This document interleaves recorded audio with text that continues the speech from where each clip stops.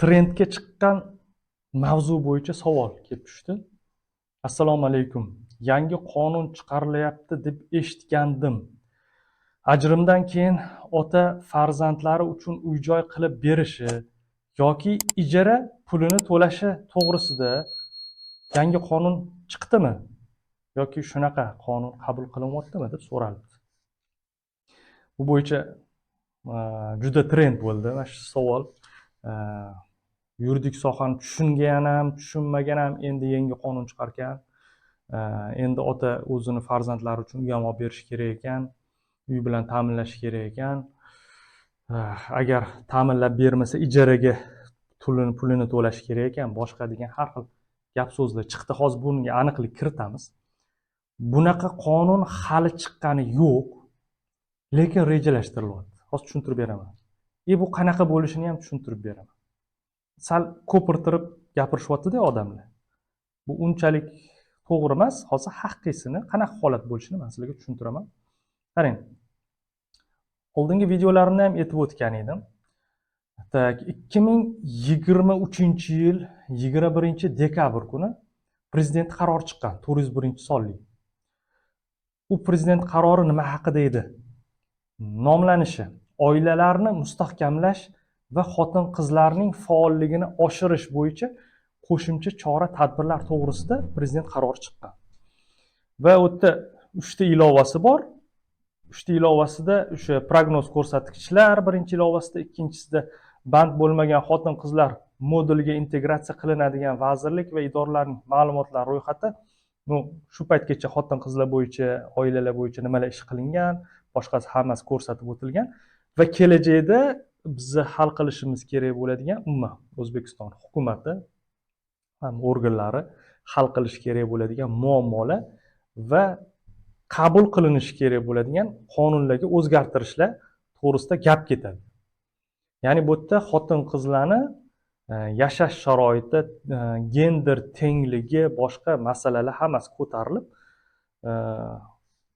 ko'tarilgan bu masala va rejalar ham belgilangan. 3-ilovada ayniqsa oilalarni mustahkamlash, xotin-qizlarning qonuniy manfaatlariga ro'yobga chiqarish, ijtimoiy siyosiy faolligini va bandligini oshirish, tadbirkorlik ko'nikmalarini shakllantirish hamda teng huquqliligini ta'minlash bo'yicha yo'l xaritasi ham qabul qilingan bu yerda. Bu yo'l xaritasini agar ochib ko'rsanglar, mana shu qonun qarori bu yerda yozilgan ketma-ket reja, nima qilinishi kerak, qanaqa qilinishi kerak, zo'ravonlikni oldini olish uchun nima qilish kerak boshqa. Endi asosiy mavzuga o'tamiz. Shu qarorni 12-bandi bor. 12-bandiga tushamiz, qarang. 12-bandida Vazirlar Mahkamasi Oliy sud bilan birgalikda deyilyapti. Quyidagilarni nazarda tutuvchi qonun loyihalarini 2 oy muddatda ishlab chiqilishi va belgilangan tartibda Oliy Majlis Qonunchilik palatasiga kiritilishini ta'minlasin. Bu ishlab chiqildi, Oliy Majlis palatasiga kiritdi, qonun loyihalari kiritilgan. Lekin haligacha bu narsa o'zgartirish kiritilgani yo'q. Nima haqida edi bu? Mana belgilanyapti. Birinchisini o'tgan videoyimda aytdim, ijtimoiy, ya'ni zo'ravonlik bilan bog'liq zo'ravonlik qurboni bo'lsa, agar oilaviy nizolar bo'lsa-da, zo'ravonlik qurboni bo'lsa, oilaviy ajrashish uchun muddat bermasdan turib, sudlar ajrashish tartibini ishlab chiqish kerak edi. Ikkinchisi mana shu yerda yana aytyapti-da, o'sha aynan hammaga trend bo'lgan mavzu ko'tarilgan. Sudda, qarang, sudda uy joyga majburiy tartibda kiritish bilan bog'liq da'volar ko'rilayotganda, uy egasining talabiga ko'ra majburiy tartibda kirilayotgan taraf, uy egasining talabiga ko'ra deyilyapti. Majburiy tartibda kiritilayotgan taraf uy egasiga tegishli mutanosib sharoitga ega boshqa yashash joyiga yoki uy egasi tomonidan ijara haqi to'lab turiladigan yashash joyiga kiritib qo'yish imkoniyatini ko'rib chiqilsin, shu tartib belgilansin deyilyapti. Menimcha nima bo'ladi? Bu tartibni belgilash uchun O'zbekiston Respublikasining Uy-joy kodeksi bor. Uy-joy kodeksining 32-moddasiga o'zgartirish kiritilishi kerak bo'ladi. Bu nimani tushuntirib beryapti? Bu yerdan nima kelib chiqadi? U degani ajrashayotganda endi majburiy uy olib berish kerak ekan, uy bilan ta'minlash kerak ekan degan narsa emas bu. Sal aniqlik kiritib ketaman. Er-xotin yashayotgan joyi, to'g'rimi? O'ziga tegishli bo'lishi ham mumkin, bo'lmasligi ham mumkin, to'g'rimi? Qaynotasi, qaynonasini uyida ham yashashi mumkinmi? Endi ko'pincha nikohdan ajrashayotganda kelin masalan uyga ketib qoladi, farzandlari bo'ladigan bo'lsa, uyiga ham uni sig'dirishmaydi. O'zini o'sha kelin bo'lib tushgan joyida ham endi san bu uying emas, ajrashyapsan, bo'ldi chiqib ketgin deb ular ham chiqarib yuborishga harakat qilishadi. Mana shunaqa joy paytda kelinni huquqi bor, kelin bo'lib tushgan uyga yashash uchun kiritib qo'yishga sudga murojaat qilishi mumkin. Endi shunda bitta ziddiyat bo'ladi. Kelinni uyi kelin bo'lib tushgan o'sha nikoh er-xotin yashayotgan uy qaynota bilan qaynanaga, ya'ni bolani otasi bilan onasiga tegishli. Ular o'zini uyida уже ajrashib ketgan kelinni, mana o'g'li bilan ajrashib ketgan kelinni yashashini xohlamaydi va turli janjallarga olib kelyapti bu holat. Endi sudlarga shunaqa topshiriq berilyaptiki, endi bu narsani mana bunaqa hal qilsa ham bo'ladi deyapti. Uy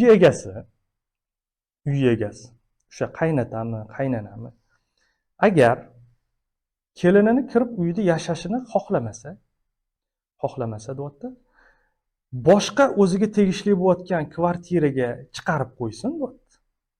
Yoki xuddi shu kvartiraga boshqa ijaraga olib bersin-da, o'sha ijarada yashattirsin deyapti.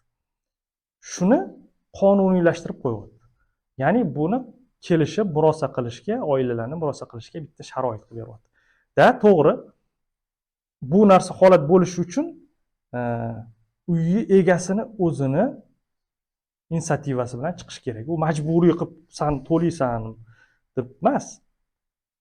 Uy egasiga shunaqa variant qilib berilyapti.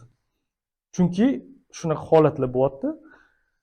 Men mana shu uyda yashashni xohlamayman. Menmi uyga chiqib tursin yoki men kvartirasini boshqa kvartiraga bersa, mayli, вечный kvartirasini pulini ham to'layman degan holatlar bo'lyapti. Chunki bu uyga yana boshqa kelin tushirish kerak, to'g'rimi? Shunaqani hal qilish uchun oldin tartibi yo'q edi. Sud ham nima qilishini bilmas edi. Qonun bo'yicha ham bu anaqa tartibga solinmagan edi. Endi shuni tartibga solib qo'yilishi ko'rsatilyapti bu qarorda, prezident qarorida. Endi bu bo'yicha menimcha hali Uy-joy kodeksi qarab ko'rdim, Uy-joy kodeksining 32-moddasiga hali o'zgartirish kiritilmagan.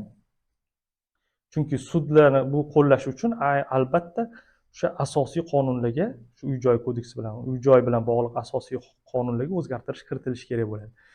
Siz buni o'zgartirish kiritildi qachon qabul qilinishi bo'yicha yangiliklarda, ya'ni Lexusda axborotnoma bor, qonunlar bo'yicha yangilik, o'shalarni kuzatib tursangiz, o'shanda qachon o'zgartirish kiritilgan bo'lsa, chiqadi ma'lumoti, yoki bo'lmasa kanalimga obuna bo'lib qo'yasizda va shu o'zgartirish kiritiladigan bo'lsa, albatta men sizlarga yetkazaman va tartibini ham o'shanda konkretni ko'rsatib beraman.